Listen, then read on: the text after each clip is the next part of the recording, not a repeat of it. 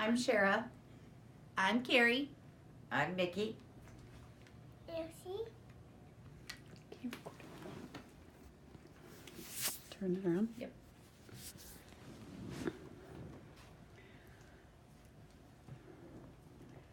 Imagine going to another country where all you see are starving children and people not being fed correctly. One thing that you can do, or one thing that is very important that people in this country can do, is consider adoption. And not just adopting children from America, but considering adopting children from overseas.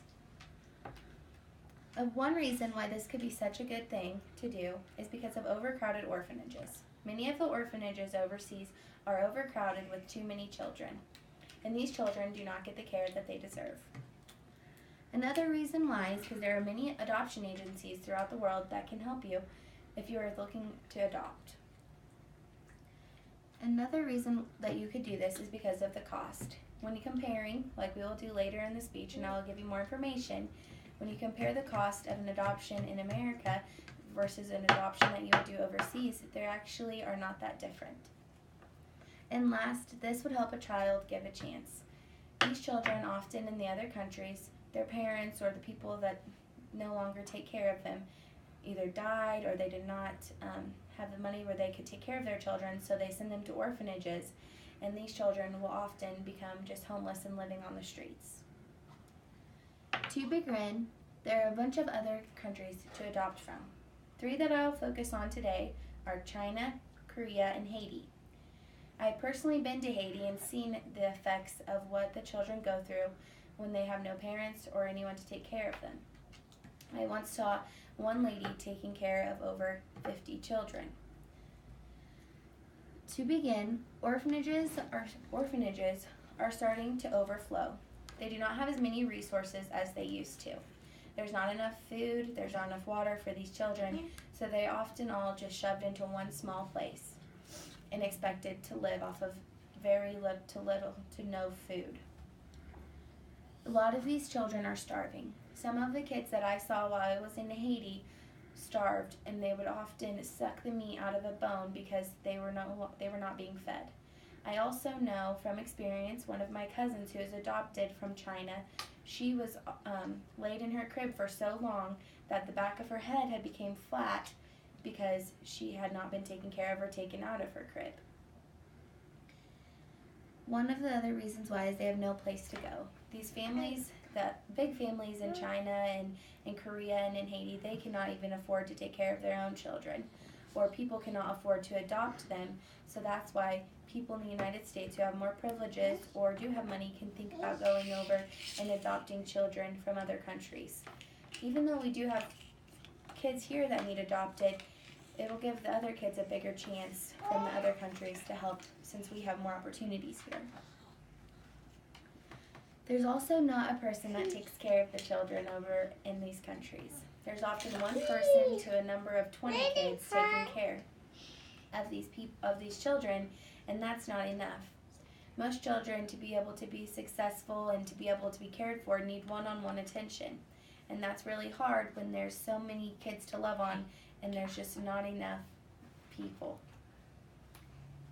Another thing to think is that these orphanages are completely packed full, or these homes in all these other countries have so many kids that there's nowhere else for them to go, and often the orphanages have to turn away some of these children. Secondly, let's focus on the types of adoptions. There are many types of adoption. There's an international adoption, and then there's the domestic adoption. International adoption is when you go to agencies and you tell them you want to adopt internationally. And this would be going to another country and adopting children from there. Sometimes these kids can be sent over for you, or you can go and get them. A lot of times there's some confusion on where your child will be, or sometimes the parents from these other adoption or from the other countries can change their mind as well. A domestic adoption would be an adoption that you would do in the United States. A lot of these adoptions can be open adoptions where the parents can still see the child, and some people do not like that idea because they're afraid that the parent would try to come see the child or take them away and cause a lot of confusion if that parent was not doing things good that would influence that child. As the Bureau of Counselor Affairs addressed in the information list above are the types of adoption that they can have and that you can go through. And this website that I went on gave us a lot more information about these and went into depth about the 2 types of adoption. The second place that I'd like to look at, or the first one actually, is China. One thing about adopting in China, the wait time is often very long. There are so many kids there that sometimes it's actually, things get a little jumbled and the people ended up having to wait a long time until they actually get to see their child and they actually get to adopt them because of this. There's just so many, and China is kind of crowded and things are hard to keep track of there. Secondly, in Korea, the one reason why people would be nervous about that is because it's dangerous and a lot of times you can't travel that far. So a lot of these children are brought to the United States to the families that they are given to. China and Korea truly have a lot of children that are not being taken care of and a lot of children that have nowhere to go. Not because the people there do not can't take care of them, but just because of the conditions and the way that they live right now. It's just so very difficult, and some families just can only handle one child, and so that makes it very hard. In Haiti, a reason why is because of the conditions there are very dangerous. Another big thing is a lot of religious reasons. They practice a lot of voodoo, and that makes it very dangerous for people to go over and to even be in Haiti because the people there actually are very, they're very nervous around Americans, and they kind of think that we're not very good. But you meet some people there that actually do think that you are good. And because of the different beliefs, it's kind of hard to get their trust. Another thing to focus on is the cost. It usually costs about $25,000 to $50,000 to adopt a child. Now that could mean internationally it is more, but that's actually not a true statement. If you think about the living conditions that you have to pay for, a lot of the time for a domestic adoption, you would pay for the mother's health care and you would pay for her living, where she lives, her living expenses. You'd have to pay for the care of the baby right as an infant, which eventually you will have to do anyways, but a lot of the time people take care of the mother, and that equals up to just the cost of flying to go get your baby from these other countries or paying for them to bring the baby here. And a lot of times, some families do not like the idea of having to deal with the mother, having to deal with other families because they're scared that the parent will want to try to take the baby away. A lot of the times, the older kids are the ones that are adopted from these other countries as well, and it's harder to adopt older children here in the United States. Or it's easier actually, and it's harder to adopt babies.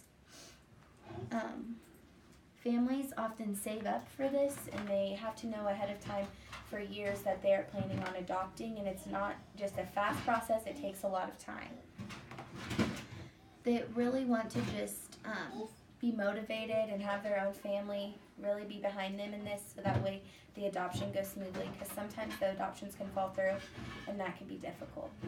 Now these 3 countries are places that really need children to be able to come here and get a chance.